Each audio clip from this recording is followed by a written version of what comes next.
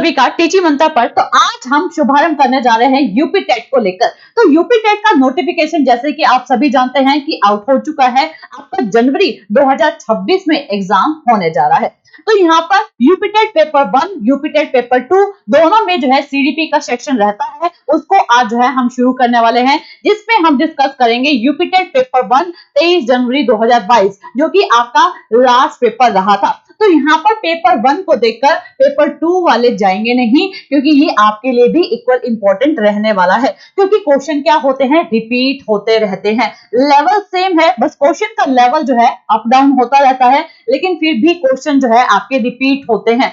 मैंने previous paper देखे, आपके क्वेश्चन क्या है, पेपर 1 वाले 2 में भी आ जाते हैं, 2 वाले 1 में भी, तो रिपीट होते रहते हैं। तो सभी प्रकार के कंसेप्ट को, सभी प्रकार के क्वेश्चंस को आपको जो है समझना है।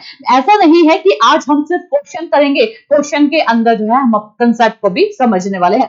तो आइएगा करते हैं आज के फर्स्ट क्वेश्चन के साथ। उससे पहले आप सभी को आपकी टीम से परिचित करा दिया जाए कि आप जो है इन किस टीम के साथ जो है जुड़कर अपनी तैयारी को करने वाले हैं।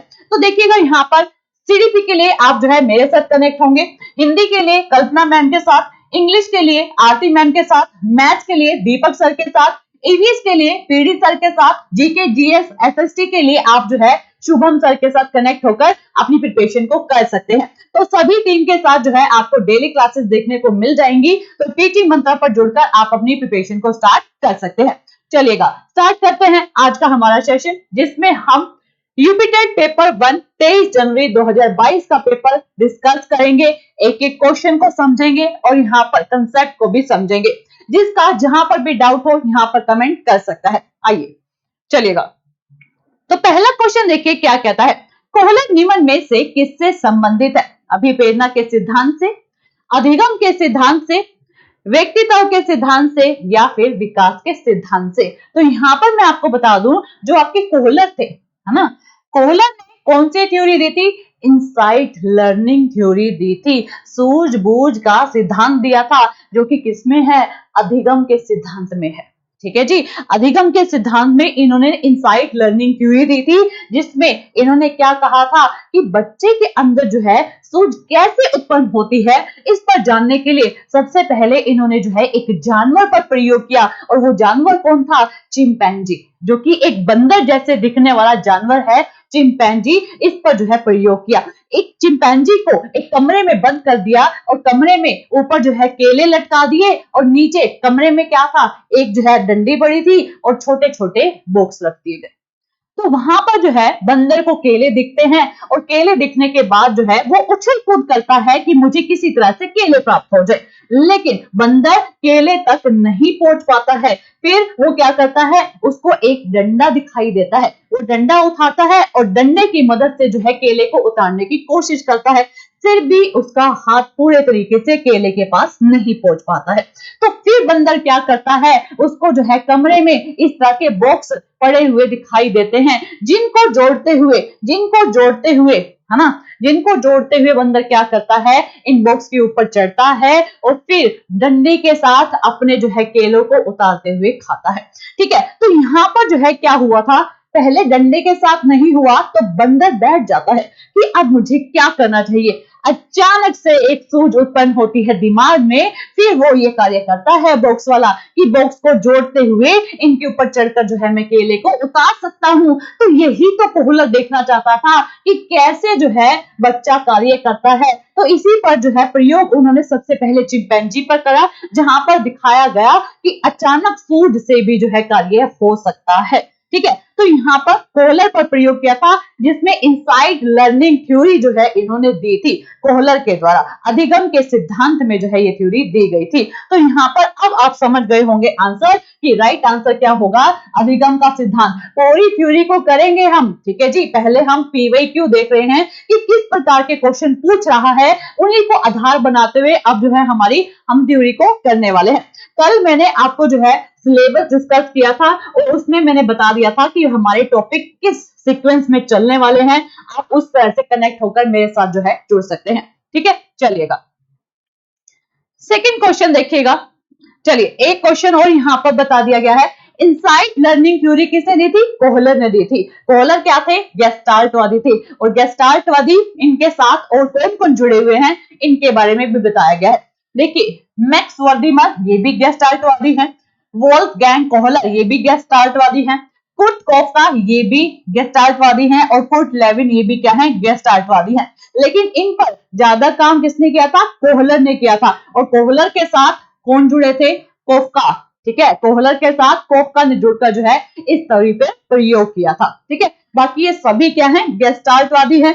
कुर्ट लेविन की अपनी ही एक थ्योरी है, क्षेत्रवाद का सिद्धांत, फील्ड थ्योरी दी थी कुर्ट लेविन ने। ठीक है जी, इतना आपको ध्यान रखना है क्योंकि यहां से भी क्वेश्चन पूछ लिया जाता है कि इनमें से कौन सा गेस्टाल्टवादी है। 4 ऑप्शन दे देंगे, एक होगा, 3 नहीं होंगे। ठीक है, तो यहाँ पर इस तरह से क्वेश्चन पूछ लिया जाता है। तो ये 4 क्या थे? गेस्टाल्टवादी थे। ठीक है, चलिएगा आगे देखिएगा। मैकडूगल के अनुसार मूल प्रवृत्तियों की संख्या कितनी होती है? मैकडूगल ने कितनी मूल प्रवृत्ति दी थी? 14 मूल प्रवृत्ति दी थी। कितनी दी थी? 14 मूल प्रवृत्ति दी थी। ये आपको ध्यान रखना है। और कौन कौन सी दी थी आइएगा इससे भी आपको परिचित करा दिया जाए। तो देखिएगा, 14 मूल प्रवृत्ति, escape, fear, combat, anger, parental, tender emotion, appeal, distress, sex, lust, curiosity, wonder, self abasement, feeling of subjection, self assertion, feeling of superiority, gregariousness, loneliness, food seeking, appetite, acquisition, feeling of ownership, construction, feeling of creativeness, laughter, amusement, repulsion, disgust। ठीक है, तो ये जो है 14 मूल प्रवृत्ति दी थी। यहां से यूपी टेट में क्वेश्चन जरूर पूछा जाता है। 2022 का जो आप पेपर देख रहे हैं ना, 3 क्वेश्चन मूल प्रवृत्ति से दिया गया है। अभी आपने पहला क्वेश्चन देखा है, 2 क्वेश्चन अभी और देखेंगे आप।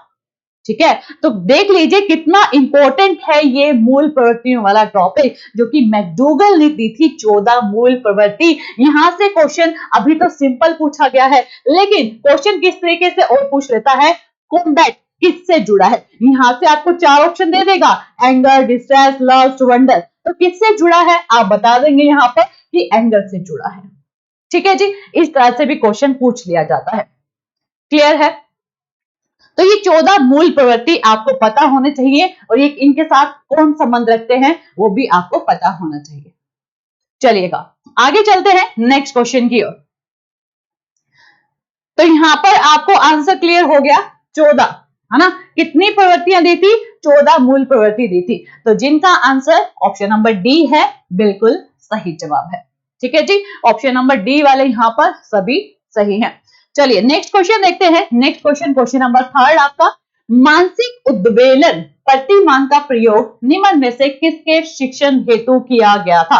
प्रतिमान का प्रयोग सबसे पहले किसने किया था? ओसबोर्न ने किया था। जहां पर वो कहते हैं एक इंसान दूसरे इंसान से क्रिएटिव होकर जो है सीखता है, चीजों को सीखता है ना।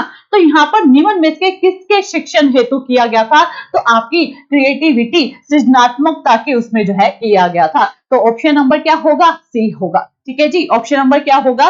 सी होगा। तो जिन स्टूडेंट का ऑप्शन नंबर सी है, बिल्कुल सही जवाब है। ठीक है जी, बिल्कुल सही जवाब है ऑप्शन नंबर सी। चलिए नेक्स्ट क्वेश्चन पर बढ़ जाते हैं, क्वेश्चन नंबर 4 की ओर। निम्न में से किसके प्रयोग में कुत्ता एक विषय था? कुत्ते पर प्रयोग किसने किया था? कुत्ते पर प्रयोग किसने किया था? स्किनर ने किया था, कोहलर ने किया था, थॉर्नडाइक ने किया था, या फिर पावलोव ने किया था? जल्दी से मुझे कमेंट में आंसर करेंगे कि कुत्ते पर प्रयोग जो है किसके द्वारा किया गया था। स्किनर ने किया था। चूहे पर प्रयोग कोहलर का अभी अभी मैंने पहले क्वेश्चन में आपको बताया कि कोहलर ने चिंपैंजी पर प्रयोग किया था, जो कि एक बंदर जैसे दिखने वाला जानवर था। तो यहाँ पर ये तो अपने आप ही एलिमिनेट हो गया। अगर पहले क्वेश्चन को ढंग से पढ़ा ना तो ये आप कर पाएंगे कि सेकंड ऑप्शन तो एलिमिनेट हो गया है आपका। ठीक है, थॉर्नडाइक ने किस पर किया था? बिल्ली पर किया था। स्किनर ने किस पे किया था? चूहे पर किया था। और कुत्ते पर प्रयोग करने वाले कौन थे? पावलोव थे, जिन्होंने क्लासिकल कंडीशनिंग थ्योरी दी थी, शास्त्रीय अनुबंधन का सिद्धांत दिया था हमें, और इन्होंने कुत्ते पर प्रयोग किया था। ठीक है, तो यहाँ पर राइट आंसर क्या हो जाएगा? ऑप्शन नंबर डी हो जाएगा। ऑप्शन नंबर डी हो जाएगा। तो जिन स्टूडेंट का है ऑप्शन नंबर डी बिल्कुल सही जवाब है यहां पर। चलिएगा नेक्स्ट क्वेश्चन पर बढ़ते हैं, क्वेश्चन नंबर 5 पर। तो यहाँ पर कुत्ते पर प्रयोग किया था इन्होंने। सबसे पहले कुत्ते के सामने क्या रखा था, खाना रख दिया था, है ना, खाना रख दिया। फिर क्या किया, अगले दिन उसी समय पर एक घंटी बजती है। कुत्ते के खाने और इसके बीच में क्या है, कंडीशनिंग करवानी चाहिए थी पावलव ने। तो घंटी बजती है तो कुत्ता अचानक से देखता है ये क्या है। फिर नेक्स्ट डे क्या होता है, फिर घंटी बजती है, उसके सामने खाना प्रस्तुत होता है। फिर नेक्स्ट डे क्या होता है, घंटी बजती है, कुत्ता समझता है कि घंटी बजी है अब मुझे खाना मिलेगा, तो कुत्ते के मुंह से लार टपक जाती है। यही कंडीशनिंग करवाना चाह रहे थे कौन, पावलव। ठीक है, तो इन्होंने जो है कुत्ते पर प्रयोग किया था, कुत्ते पर प्रयोग किया था। इस थ्योरी को समझेंगे, ठीक है, डिटेल में। अभी मैं एक छोटा सा आपको क्वेश्चन में एग्जांपल मतलब दिया है, तो कंप्लीट जो है हम इसको थ्योरी में समझेंगे। चलिएगा नेक्स्ट क्वेश्चन, क्वेश्चन आपका मौलिकता, नमनीयता तथा प्रवाह निम्न में से किसके घटक है? बुद्धि के, अभिप्रेरणा के, व्यक्तित्व के, सृजनात्मकता के। कोई इंसान सोचता है, अनेक तरीके से थिंकिंग करता है, क्रिएटिव होकर करता है, तो उसमें क्या होती है, फ्लुएंसी होती है ना, ओरिजिनलिटी होती है, मौलिकता होती है। तो यहाँ पर राइट आंसर क्या होगा आपका, राइट आंसर क्या होगा जल्दी से बताएंगे सभी कि option number D, creativity. Creativity जहां पर आपकी मौलिकता होगी, नमनीयता होगी, प्रवाह होगी। देखिए क्रिएटिव इंसान क्या होता है, अनेक आइडियाज लेकर आता है, अनेक तरीके से एक क्वेश्चन पर सोचता है कि ये कैसे हो सकता है, ये कैसे हो सकता है। तो वहां पर जो आइडिया लेकर आता है, क्रिएटिव होकर सोचता है, तो अपने आप क्या है उसके अंदर ओरिजिनलिटी बनती है, फ्लेक्सिबिलिटी बनती है, फ्लो बनता है। तो यहाँ पर right answer option number D, option number D जिन जिन स्टूडेंट का है बिल्कुल सही जवाब है यहाँ पर। ठीक है जी, चलिएगा नेक्स्ट क्वेश्चन पर बढ़ जाते हैं। सभी स्टूडेंट क्लास को एक बार जो है जल्दी से शेयर कर देंगे सभी स्टूडेंट्स में, और क्लास को लाइक भी कर देंगे।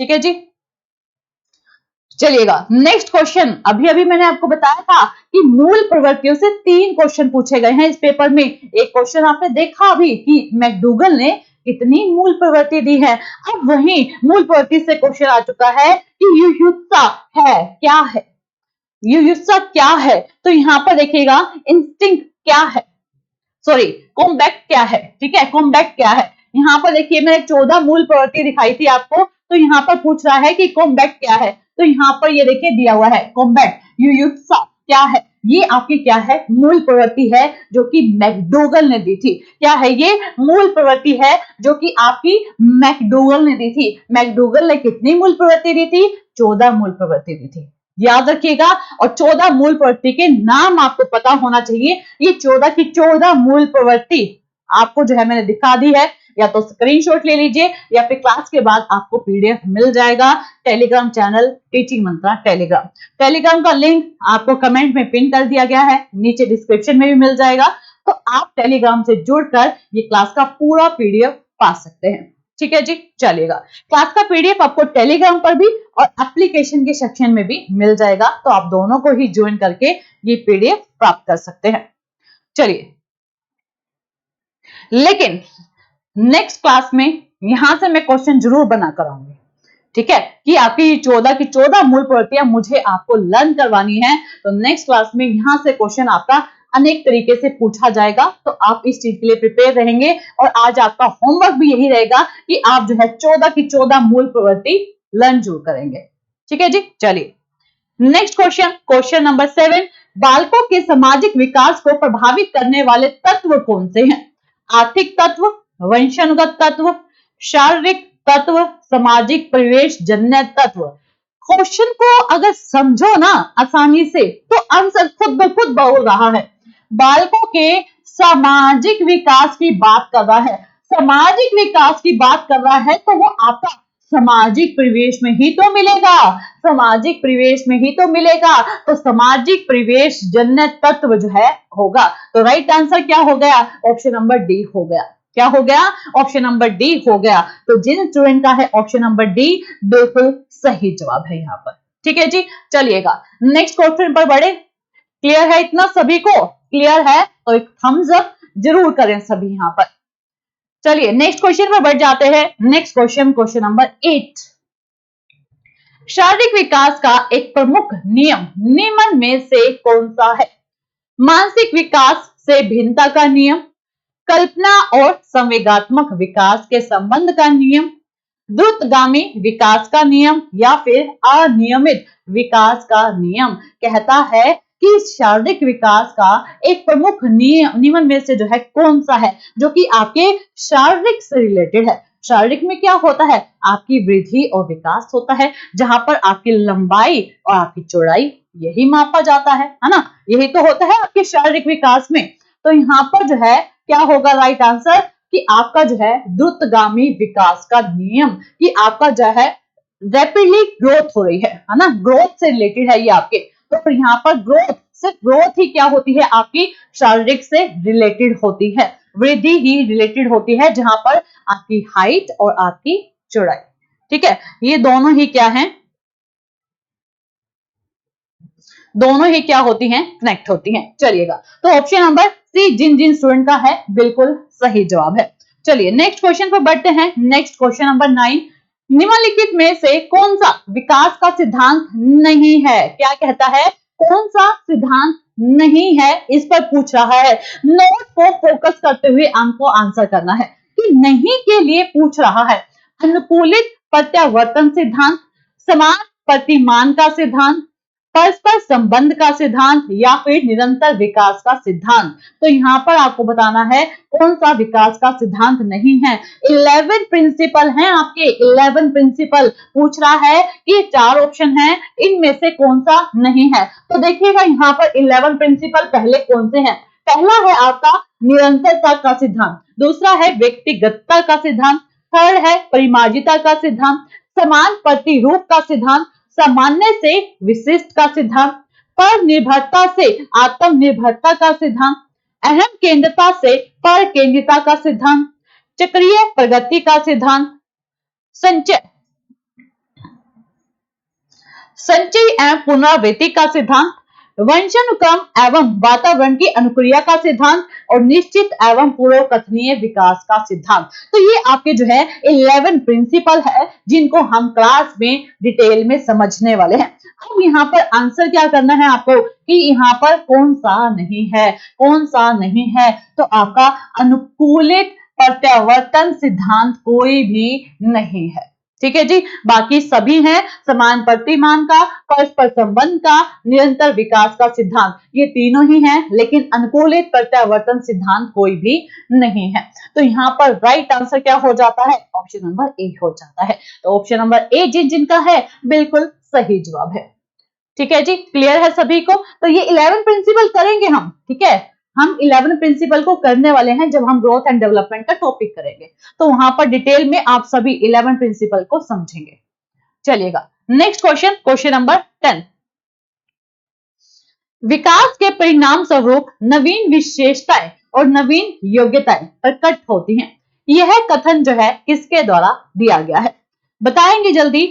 विकास के परिणाम के स्वरूप नवीन विशेषताएं और नवीन योग्यताएं प्रकट होती हैं। यह कथन किसने दिया था? हरलोक ने दिया था, ठीक है जी। तो आप इसको याद कर लेंगे कि ये किसने दिया था? हरलोक के द्वारा दिया गया था। तो ऑप्शन नंबर डी जिन स्टूडेंट्स का है बिल्कुल सही जवाब है, ठीक है। चलिए नेक्स्ट क्वेश्चन पर बढ़ जाते हैं। क्वेश्चन नंबर 11 पर पूरा अनुभव के आधार पर संवेदना को अर्थ प्रदान करना क्या कहलाता है? कल्पना कहलाता है, स्मृति कहलाता है, चिंतन कहलाता है या फिर प्रत्यक्षीकरण कहलाता है? भाई साफ साफ कह दिया इसने कि पूरा अनुभव है हमारे, और वो हमारी किस पर है? संवेदना के अर्थ को प्रदान करने पर है। तो उसको क्या कहलाया जाता है? जब भी संवेदना सेंसेशन के रूप में पूछता है तो वहां पर हमारा क्या हो जाता है? परसेप्शन हो जाता है, प्रत्यक्षीकरण हो जाता है। तो राइट आंसर क्या हो जाएगा? ऑप्शन नंबर डी हो जाएगा। क्या हो जाएगा? ऑप्शन नंबर डी हो जाएगा। तो ऑप्शन नंबर डी जिन स्टूडेंट्स का है बिल्कुल सही जवाब है यहाँ पर। चलिएगा बढ़ते हैं नेक्स्ट क्वेश्चन नंबर 12 की ओर। सीखने में प्रयास एवं भूल के सिद्धांत, देख रहे हो कितनी इंपॉर्टेंट है लर्निंग की थ्योरीज। थर्ड क्वेश्चन पूछ रहा है, थर्ड क्वेश्चन पूछा जा रहा है लर्निंग की थ्योरी से। पहला क्वेश्चन था तीसरा क्वेश्चन था और अब आपका 12वां क्वेश्चन है लर्निंग की थ्योरी से।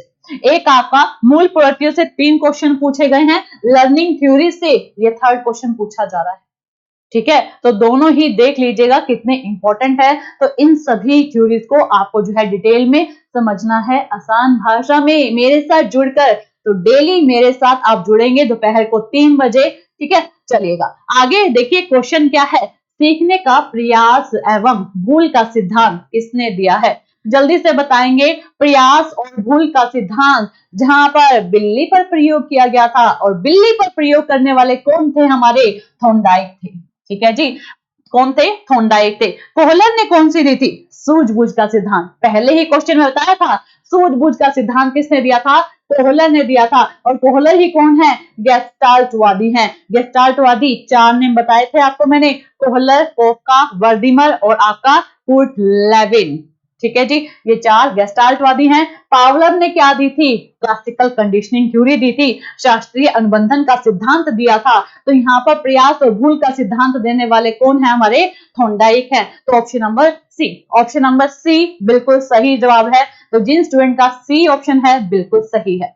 चलिए नेक्स्ट क्वेश्चन, क्वेश्चन नंबर 13 पर देखिएगा। औसत बुद्धि वाले बालकों का बुद्धि लब्धि स्तर क्या होता है? औसत, एवरेज की बात कर रहा है। तो बताइएगा यहाँ पर, ये देखिएगा, ये आपको जो है आईक्यू की टेबल दी हुई है। टेबल में भी आप देखिए, यहाँ पर देखिए क्या कहा है, एवरेज के लिए पूछा है। तो एवरेज के लिए 90 से 109, 90 से 109।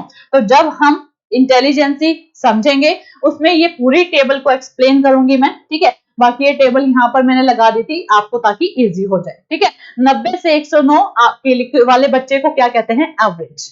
ठीक है, चलिए तो ऑप्शन नंबर सी बिल्कुल सही। चलिए नेक्स्ट क्वेश्चन में बढ़ जाइए। निम्न में से कौन तरल क्रिस्टलीय बुद्धि के प्रतिमान के प्रतिपादक थे? तरल क्रिस्टलीय, नाम याद रख लो, क्रिस्टल के साथ कैटल जुड़ा है, क्रिस्टल के साथ कैटल जुड़ा है, तरल क्रिस्टलीय। ठीक है, तो यहाँ पर कौन जुड़े हैं? कैटल जुड़े हैं।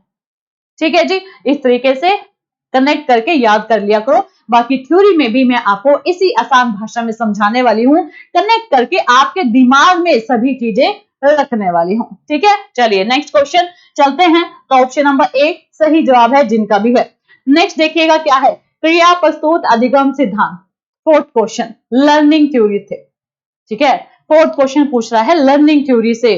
देख लीजिए कितनी इंपॉर्टेंट है लर्निंग का चैप्टर आपका।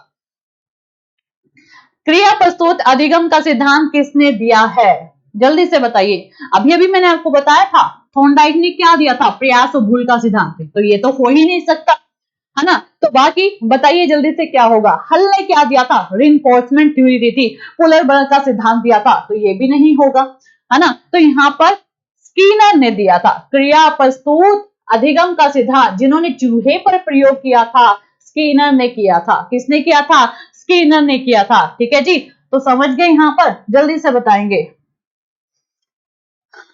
और हेगार्टे ने क्या दिया था? हेगार्टे ने दी थी critical thinking theory, critical thinking theory. तो यहाँ पर क्रिया प्रस्तुत अधिगम के साथ जो है स्कीनर जुड़े हुए हैं। तो जिन स्टूडेंट का ऑप्शन नंबर बी है बिल्कुल सही जवाब है। ठीक है जी, ऑप्शन नंबर बी बिल्कुल सही।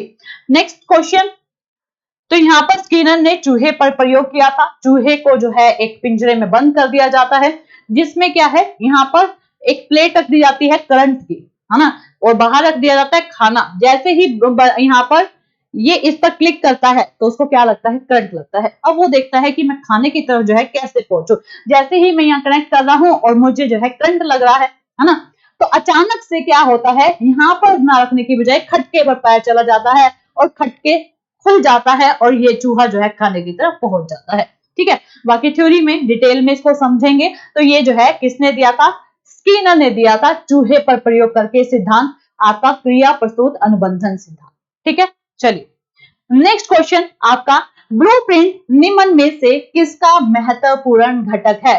परीक्षण निर्माण का, परीक्षण अंकन का, परीक्षण प्रशासन का, या फिर परीक्षण वैधता का? ब्लूप्रिंट क्या होता है? जहां पर आप जो है जैसे कि एग्जाम का पैटर्न होता है आपका, है ना, पहले ही बता दिया जाता है कि इस थ्योरी से क्वेश्चन पूछे जाएंगे। जैसे आज आप पेपर कर रहे हैं आपका 23 जनवरी 2022 का, तो मैंने पहले ही बता दिया कि आपके जो है यहाँ पर मूल प्रवृत्ति से कितने 3 क्वेश्चन पूछे जाएंगे, लर्निंग थ्योरी से आपके 4 क्वेश्चन पूछे जाएंगे। तो ये मैंने पहले ही डाटा जो है तैयार कर दिया, तो इसी को क्या कहते हैं, ब्लूप्रिंट कहा जाता है। ठीक है, जो कि आपके परीक्षण निर्माण में किया जाता है, परीक्षण निर्माण में किया जाता है, टेस्ट कंस्ट्रक्शन के लिए जो है तैयार किया जाता है। तो option number A is the right answer, option number A is the right answer. तो जिन जिन स्टूडेंट का है ऑप्शन नंबर ए बिल्कुल सही जवाब है। क्लास अच्छी लग रही है तो क्लास को शेयर जरूर करें, लाइक जरूर करें और चैनल को सब्सक्राइब कर लें, ताकि डेली दोपहर 3 बजे आप मेरी क्लास में कनेक्ट होकर इसी प्रकार से जो है सभी थ्योरीज को समझ पाए। ठीक है जी, चलेगा, जल्दी से जो है क्लास को एक बार शेयर कर देंगे सभी स्टूडेंट। चलिए क्वेश्चन नंबर 17 देखते हैं। विकास की पूर्व संक्रियात्मक अवस्था निम्न में से किसने दी थी? पूर्व संक्रियात्मक अवस्था देने वाले कौन थे? जल्दी से बताएंगे मुझे कमेंट में, पूर्व संक्रियात्मक अवस्था किसने दी थी? प्याजे चाचा जिन्होंने 4 स्टेजेस दी हैं। पहली कौन सी है? सेंसरी मोटर स्टेज, संवेदी गामक अवस्था जिसकी एज बर्थ से 2 वर्ष की होती है। फिर है प्री ऑपरेशनल स्टेज, पूर्व संक्रियात्मक अवस्था। पूर्व संक्रियात्मक अवस्था क्वेश्चन में यही पूछा है, पूर्व संक्रियात्मक अवस्था किसने दी थी? तो यहाँ पर प्याजे ने दी थी, 2 से 7 वर्ष के बच्चे के लिए दी थी। कंक्रीट ऑपरेशनल स्टेज, मूर्त संक्रियात्मक अवस्था 7 से 11 वर्ष। फॉर्मल ऑपरेशनल स्टेज, अमूर्त संक्रियात्मक अवस्था 11 से आगे, या है ना। तो राइट आंसर क्या होगा, जल्दी से बताएंगे। यहाँ पर पूर्व संक्रियात्मक अवस्था किसने दी है? प्याजे ने दी है। स्किनर ने क्या दिया था? क्रिया प्रस्तुत अनुबंधन सिद्धांत, जो कि चूहे पर प्रयोग किया था, है ना। तो यहाँ पर राइट आंसर क्या बन जाएगा? ऑप्शन नंबर डी बन जाएगा। क्लियर है सभी को? चलिएगा नेक्स्ट क्वेश्चन पर बढ़ जाते हैं, क्वेश्चन नंबर 18 पर। तो ये स्टेजेस को हम जो है कवर करेंगे जब हम जीन प्याजे की थ्योरी को पढ़ेंगे। ठीक है, सभी इसको जो है डिटेल में पढ़ेंगे स्टेजेस को। तो आप जुड़े रहेंगे मेरे साथ रोज दोपहर 3 बजे यूट्यूब चैनल पर। ठीक है, तो सभी थ्योरीज को हम आसान भाषा में समझने वाले हैं, किस प्रकार से आपके क्वेश्चन पूछे जाते हैं यूपी टेट में, उसको भी हम जो है समझेंगे। चलिए next question, question number 18। MPPI friction का उपयोग निम्न में से किसके मापन में किया जाता है? किसके मापन में किया जाता है ये आपको बताना है। तो एमएमपीआई किसके लिए होता है? आइएगा देखते हैं। एमएमपीआई मिनीसोटा मल्टीफेसिक पर्सनालिटी इनोवेंट्री। ठीक है, तो आपके किस में होता है? पर्सनैलिटी में होता है, जो कि ये पर्सनैलिटी आपका जो है हथवे के द्वारा दिया गया था। ये क्या था आपका? आपका ऑब्जेक्टिव एक टेस्ट था, ऑब्जेक्टिव एक टेस्ट था जो कि हथवे के द्वारा जो है किया गया था। कैसे याद करोगे भाई? जब मैंने बनाया था ना, तो मैंने कैसे याद किया था, आइएगा उस पर एक बार देखते हैं। मिनीसोटा, मिनीसोटा, है ना, एक देखा होगा ना मिनीसोटा, जिसमें हमारे घर में ना एक चटनी पीसी जाती है ना। ऐसे सोटे से एक पत्थर का एक कटोरा होता है, उसमें मतलब एक सोटा होता है छोटा सा, जिसमें हम पीसते हैं। तो इसी तरह से मैंने याद किया कि मिनीसोटा, मिनीसोटा हाथ से यूज किया जाता है। तो मिनीसोटा, सोटा हाथ से यूज किया जाता है, हथवे, है ना। तो इसी तरह से आप भी आसान ट्रिक बनाकर किसी भी तरीके से याद कर सकते हो। ठीक है जी, इसी तरह से आसान तरीके से आप कर सकते हो। तो ये किसकी थी? पर्सनैलिटी की। पर्सनैलिटी का एक टेस्ट था। ठीक है, पर्सनैलिटी का एक ऑब्जेक्टिव टेस्ट था। तो यहाँ पर जो है आप देख सकते हैं एमएमपीआई टेस्ट जो है किसके लिए यूज किया गया था? तो पर्सनैलिटी के एक टेस्ट के लिए जो है यूज किया गया था। क्लियर है? 1 मिनट रुकिएगा।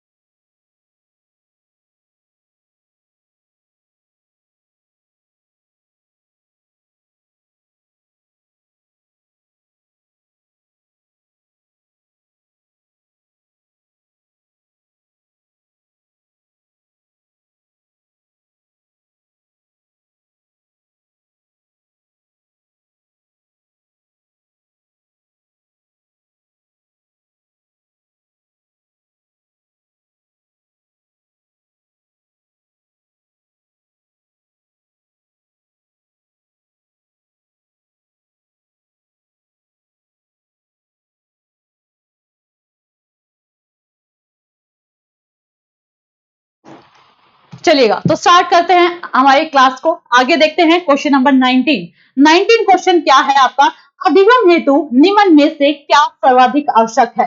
अधिगम हेतु निम्न में से क्या सर्वाधिक यहाँ पर आवश्यक है। तो यहाँ पर देखिएगा, स्कीनर ने कहा था कि मोटिवेशन जो है हमारे अधिगम का रास्ता है। ठीक है, तो यहाँ पर राइट क्या होगा आपका, ऑप्शन नंबर ए होगा। क्या होगा, ऑप्शन नंबर ए हो जाएगा।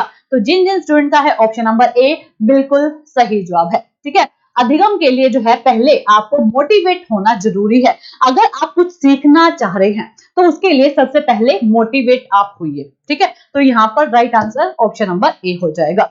Next question, question number 20। शैशव काल का समय है। शैशव काल का समय क्या होता है आपका, जन्म से 2 वर्ष का होता है। क्या होता है, जन्म से 2 वर्ष का होता है। तो option number D is the right answer. Option number D is the right answer. ठीक है, तो यहाँ पर देखिए कई पुरानी किताबें हैं जिनमें आपने देखा होगा कि जन्म से 6 वर्ष भी दिया हुआ है। ठीक है, जन्म से 6 वर्ष भी दिया हुआ है। लेकिन चाहे आपका सीटेट का है, चाहे यूपीटेट का है, चाहे एफटेट का है, कोई भी एग्जाम हुआ है ना, वहां पर बर्थ टू 2 को ही जो है एक्सेप्ट किया गया है। ठीक है, पुरानी किताबों में दिया हुआ है 0 to 6, लेकिन अब न्यू उसमें जो है 0 to 2 को ही जो है अपनाया गया है। ठीक है, तो आप जो है यहाँ पर 0 to 2 आ जाए या फिर जन्म से 2 वर्ष आ जाए, बर्थ टू 2 आ जाए, तो आप इसी को ही जो है क्लिक करेंगे यहाँ पर। चलिएगा, नेक्स्ट क्वेश्चन, क्वेश्चन नंबर आपका 21। फिफ्थ क्वेश्चन लर्निंग थ्योरी से। फिफ्थ क्वेश्चन है आपका लर्निंग थ्योरी से। कोहलर के लिए पूछ लिया, कोहलर पहला क्वेश्चन भी यही था कोहलर का, लर्निंग थ्योरी से। फिर ये क्वेश्चन कह दिया, कोहलर अपने प्रयोग से यह सिद्ध करना चाहता था कि अधिगम समग्र उपस्थिति का प्रत्यक्षीकरण है। मानव का अधिगम प्रयोजन पूर्ण है या फिर जानवरों में मनुष्य से श्रेष्ठ होता है। जो जानवर है मनुष्य से श्रेष्ठ होता है या फिर एक स्वतंत्र क्रिया है। कोहलर गेस्टाल्टवादी था, और गेस्टाल्टवादी क्या कहते हैं, होल, है ना। आपको काम करना है तो एक मतलब संपूर्ण रूप में करें, है ना, समग्र रूप में करें। ठीक है, तो यहाँ पर राइट आंसर क्या हो जाएगा, ऑप्शन नंबर ए हो जाएगा कि समग्र उपस्थिति का प्रत्यक्षीकरण करके, कि आपके सामने कोई परिस्थिति आई, जैसे कि उस चिंपैंजी के आगे परिस्थिति आई थी। चिंपैंजी के सामने परिस्थिति क्या थी, केले लटके हुए थे कमरे में और वहां पर उसको केले चाहिए थे। उसने पूरी परिस्थिति को देखा कि कमरे में डंडा भी पड़ा है, बॉक्स भी पड़े हैं, तो मुझे क्या करना चाहिए, किस प्रकार से ये मैं केले प्राप्त कर सकता हूँ। पहले उसने डंडे के माध्यम से केले को उतारना चाहा, नहीं उतरा। फिर वो बैठा सोचता है कि मुझे क्या करना चाहिए। अचानक से सूझ उत्पन्न होती है कि बॉक्स पड़े हैं, बॉक्स के ऊपर बॉक्स रखकर मैं चढ़कर जो है केले को उतार सकता हूँ। तो पूरी परिस्थिति को देखने के बाद प्रत्यक्षीकरण करना चाहिए, समग्र परिस्थिति को देखने के बाद प्रत्यक्षीकरण करना चाहिए। ये बात कोहलर कहता है और सभी गेस्टाल्टवादी कहते हैं। तो option number D A is the right answer. तो कोहलर की जगह गेस्टाल्टवादी भी आ जाए ना, तो वो भी जो है पूरे होल की बात करते हैं। पूरी परिस्थिति को देखते हुए आपको जो है कार्य करना है, इस पर बात करते हैं, तो आपको ये भी ध्यान में रखना है। तो यहाँ पर कोहलर के लिए जो है राइट आंसर क्या हो जाएगा, ऑप्शन नंबर ए हो जाएगा। क्लियर इतनी बात। Next question, question number 22। किसने पाठ योजना की पंच पद प्रणाली प्रतिपादित किया है।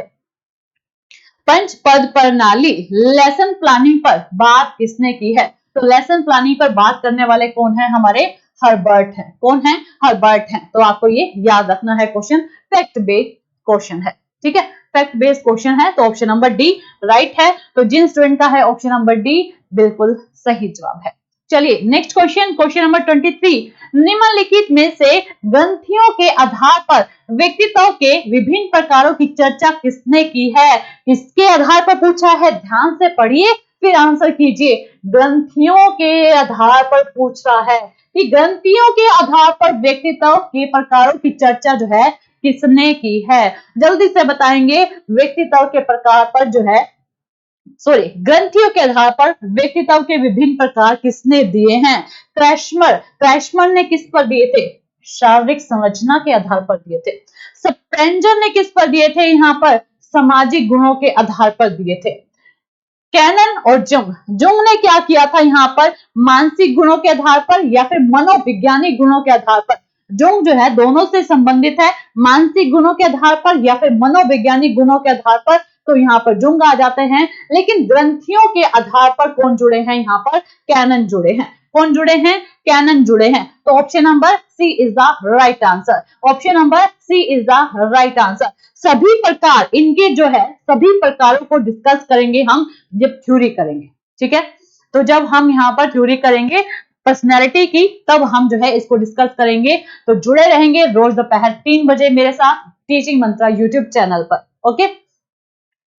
और क्रैशमर के साथ जो है शेल्डन भी थे, ठीक है। क्रैशमर के साथ शेल्डन ने भी जो है काम किया था, तो उस पर भी हम चर्चा करेंगे क्लास में। चलिए क्वेश्चन नंबर 24 पर चलिए। सृजनात्मकता मौलिक परिणामों को अभिव्यक्त करने की मानसिक प्रक्रिया है, यह कथन किसने दिया है। सृजनात्मकता मौलिक परिणामों को अभिव्यक्त करने की मानसिक प्रक्रिया है, तो ये बात कौन करते हैं, क्रो एंड क्रो करते हैं। क्रो एंड क्रो करते हैं, तो ये आपको ध्यान रखना है। तो ऑप्शन नंबर बी वाले यहाँ पर सही हैं। चलिए नेक्स्ट क्वेश्चन पर बढ़ जाते हैं। क्वेश्चन नंबर 25 पर बी एफ स्किनर, देख रहे हो स्किनर से क्वेश्चन फिर से आ रहा है, लेकिन ये स्किनर लर्निंग थ्योरी का नहीं है, ठीक है। आपने पीछे पढ़ा लर्निंग थ्योरी में स्किनर को पूछा गया था, जो कि आपके यहाँ पर चूहे पर प्रयोग करने वाली थ्योरी दी थी, क्रिया प्रस्तुत अधिगम का सिद्धांत दिया था। लेकिन एक बार बी एफ स्किनर की ये थ्योरी है जिसमें उन्होंने भाषा के ऊपर भी कार्य किया था, ठीक है। ये वहां पर है। बी एफ स्किनर के अनुसार बच्चों में भाषा का विकास होता है। देखिए भाषा के बारे में कह दिया है कि बच्चे में भाषा का विकास होता है जन्मजात क्षमताओं के फलस्वरूप, व्याकरण में प्रशिक्षण के फलस्वरूप, अनुक्रम एवं प्रबलन के फलस्वरूप या फिर परिपक्वता के फलस्वरूप। तो यहाँ पर बी एफ स्किनर ने कहा था बच्चा जो है वातावरण के साथ कनेक्ट होकर यहाँ पर सीखता है। अनुकरण के माध्यम से। अब वातावरण में कैसे सीखेगा, अपने बड़ों को देखेगा, बड़े जैसे बोल रहे हैं तो वहां पर जो है उनकी नकल करता है बच्चा कि मैं भी ऐसे ही बोलूं, तो बच्चा जो है अनुकरण करता है, नकल करता है बच्चा, और उसी तरह से भाषा को सीख जाता है। जब एक छोटा बच्चा होता है, जब वो बोलना सीखता है, तो वो क्या देखता है, जैसा उसके इन्वायरमेंट में बोला जा रहा है, जैसे उसके घर में बोला जा रहा है, जो पहली भाषा उसके घर में बोली जा रही है, हिंदी माध्यम है तो हिंदी माध्यम को सीखेगा, इंग्लिश माध्यम है तो इंग्लिश माध्यम को सीखेगा, ठीक है। तो बच्चा इन्वायरमेंट के साथ यहाँ पर नकल करता है, अनुकरण करता है और उस भाषा को सीख जाता है। तो अनुकरण के माध्यम से और प्रबलन के फल स्वरूप जो है भाषा को सीखता है बच्चा। बी एस स्किनर ने ये बात कही थी, तो option number C is the right answer, ठीक है जी। तो लैंग्वेज डेवलपमेंट की थ्योरी से एक क्वेश्चन था, तो लैंग्वेज डेवलपमेंट थ्योरी को भी हम जो है करेंगे हमारी क्लास में। चलिए नेक्स्ट क्वेश्चन क्या है आपका, मूल प्रवृत्ति। कहा था ना 3 क्वेश्चन पूछे गए हैं, 2 हम कर चुके हैं, तीसरा ये क्वेश्चन है मूल प्रवृत्तियों से। मैं गूगल नहीं देती, 14 मूल प्रवृत्ति और 14 की 14 मूल प्रवृत्ति आपको याद होनी चाहिए। नेक्स्ट क्लास में मेरा क्वेश्चन यही रहेगा आपका, ठीक है। तो आज का होमवर्क है 14 मूल प्रवृत्ति आपको लर्न करनी है। नेक्स्ट क्लास में आपसे यहीं से क्वेश्चन पूछे जाएंगे। मूल प्रवृत्तियों को 14 प्रकार से किसने वर्गीकृत किया था, किसने किया था, मैकडूगल ने किया था। 14 मूल प्रवृत्ति कौन सी थी, ये आपकी 14 मूल प्रवृत्ति थी। तो 14 की 14 मूल प्रवृत्ति आपको याद होनी चाहिए, ठीक है जी। चलिए नेक्स्ट क्वेश्चन पर बढ़ जाते हैं। नेक्स्ट क्वेश्चन 27, किसी दूसरी वस्तु की अपेक्षा एक वस्तु पर चेतना का केंद्रीकरण अवधान है, यह कथन किसका है। अटेंशन से क्वेश्चन पूछ लिया है। किसी दूसरी वस्तु की अपेक्षा एक वस्तु पर आप क्या करते हैं, फोकस डाले रखते हैं, चेतना का केंद्रीकरण अवधान है, यह कथन किसका है। तो यह कथन किसका है, आपका डमविल का है। किसका है, डमविल का है। क्लियर। तो ऑप्शन नंबर ए जिन स्टूडेंट का है बिल्कुल सही है। इसमें एक्सप्लेन करने का कुछ भी नहीं है, फैक्ट बेस है। तो थ्योरी जब हम करेंगे ये सारे फैक्चुअल क्वेश्चन में आपको जो है बताऊंगी, ठीक है। क्योंकि फैक्ट बेस भी पूछे जा रहे हैं ना, तो सारे फैक्ट बेस हर थ्योरी में जो है आपको मैं बताऊंगी कि कैसे कैसे क्वेश्चन जो है पूछे जाते हैं। चलिए क्वेश्चन नंबर 28 देखिएगा, निम्नलिखित में से किसका नाम सूजन शास्त्र के पिता से जुड़ा हुआ है। सूजन शास्त्र के पिता से जुड़ा हुआ है, तो किसका जुड़ा हुआ है, यहाँ पर गोल्टन का जुड़ा हुआ है। और गोल्टन क्या कहते हैं, क्या कहते हैं, सूजन शास्त्र में जो है के पिता जो हैं उसमें क्या बात कही गई है, जल्दी से बताएंगे, किसको पता है भाई क्या बात कही गई है। यहाँ पर इंप्रूव करने की बात कहते हैं कि बच्चों को जो आगे आने वाली पीढ़ी है उसके लिए जो है हमें सब चीजें इंप्रूव करके रखनी है कि बच्चा जो है सही ज्ञान जो है सीख पाए, ठीक है। तो ये बात कौन करते हैं, गार्टन साहब करते हैं। तो ऑप्शन नंबर डी बिल्कुल सही है, जिन जिन स्टूडेंट का है ऑप्शन नंबर डी। चलिएगा नेक्स्ट क्वेश्चन, क्वेश्चन नंबर 29, 12 वर्ष से 16 वर्ष के बालकों हेतु हिंदी में डॉक्टर एस जलोटा ने कौन सा परीक्षण प्रतिपादित किया था? कौन सा प्रतिपादित किया था? जल्दी से बताएंगे।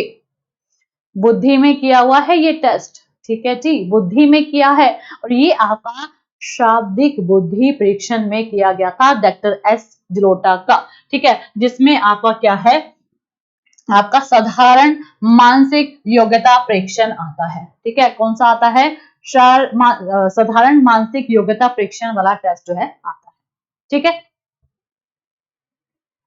चलिए बाकी जब हम सारे यहाँ पर जो है आपके शाब्दिक अशाब्दिक वाले करेंगे ना इंटेलिजेंसी में, तो उसमें जो जो आते हैं मैं सारे आपको जो है नोट डाउन करवाऊंगी, ठीक है। तो यहाँ पर अभी के लिए आपका राइट आंसर क्या हो जाएगा, ऑप्शन नंबर डी हो जाएगा। तो जिनका डी है बिल्कुल सही जवाब है। बढ़ते हैं नेक्स्ट क्वेश्चन, आज की क्लास का लास्ट क्वेश्चन, क्योंकि आप सभी को पता है कि यूपी टेट एग्जाम में आपके 30 क्वेश्चन जो है पूछे जाते हैं सीडीपी को लेकर। बुद्धि के द्विकारक सिद्धांत का प्रतिपादन किसने किया था? तो ये आपका जो है स्पीयरमैन ने किया था, जिन्होंने जी फैक्टर और एस फैक्टर पर बात की है, ठीक है, स्पीयरमैन ने किया था। एक कारक पूछे बिने ने दिया था, द्विकारक पूछे स्पीयरमैन ने दिया था, त्रिकारक पूछे तब भी यहाँ पर, क्योंकि इन्होंने जो है यहाँ पर इसके बाद द्विकारक के बाद एक तीसरा भी जोड़ दिया था, तो उसके कनेक्ट के साथ जो है स्पीयरमैन हो जाते हैं। क्लियर है? क्लियर है? तो द्विकारक सिद्धांत किसने दिया है? स्पीयरमैन ने दिया है, जिसमें दो फैक्टर की बात की है, जी फैक्टर और एस फैक्टर की बात की है। तो डिटेल में यहाँ पर इंटेलिजेंसी की जब हम थ्योरी करेंगे उसमें हम समझेंगे। तो ये 30 क्वेश्चन थे। अब यहाँ पर जो है आप एप्लीकेशन पे देखिए, आपकी जो है जल्द ही क्लासेस स्टार्ट हो जाएंगी और एप्लीकेशन पर ये आपका यूपी टेट का पूरा बैच चल रहा है पेपर 1 को लेकर, ठीक है। बाकी टीम मैंने आपको पूरी दिखा दी है। आइए, तो ये है आपका सेकंड पेपर के लिए आपका बैच चल रहा है टीचिंग मंत्रा एप्लीकेशन पर। ये आपकी पूरी टीम रहने वाली है। सीडीपी के लिए आप मेरे साथ कनेक्ट होंगे, हिंदी के लिए कल्पना मैम के साथ, इंग्लिश के लिए आरती मैम के साथ, इंग्लिश के लिए मैथ्स के लिए दीपक सर के साथ, ईवीएस के लिए प्रभुदयाल सर के साथ, जीके जीएस एसएसटी के लिए आप जो है यहाँ पर शुभम सर के साथ कनेक्ट होकर अपनी तैयारी को कंटिन्यू कर सकते हैं, ठीक है। तो यहाँ पर YouTube पर सभी क्लासेस आपको देखने को मिलेंगी, सभी डेमो देखने को मिलेंगे, ठीक है। तो मेरी क्लास आपकी 3 बजे होने वाली है, ठीक है। डेली दोपहर 3 बजे मेरी क्लास आपके साथ रहने वाली है, तो मेरे साथ जुड़े रहेंगे 3 बजे। 2 दिन का ब्रेक होगा, रक्षाबंधन है ना, फिर हम जो है कंटिन्यू अपनी क्लास को रखेंगे और एप्लीकेशन पर भी आप मेरे साथ जो है जुड़ सकते हैं। और कैसी लगी क्लास मुझे कमेंट डाउन करके जरूर बताएंगे। हम पीवाईक्यू को समझेंगे, किस प्रकार के क्वेश्चन पूछे जा रहे हैं, सभी कंसेप्ट को समझेंगे और अपनी तैयारी को यहाँ पर करेंगे, ठीक है। चलिएगा, मुझे कमेंट डाउन जरूर कीजिएगा कि क्लास आपको कैसी लगी है और बताइएगा कितना स्कोर आज आपने हासिल किया।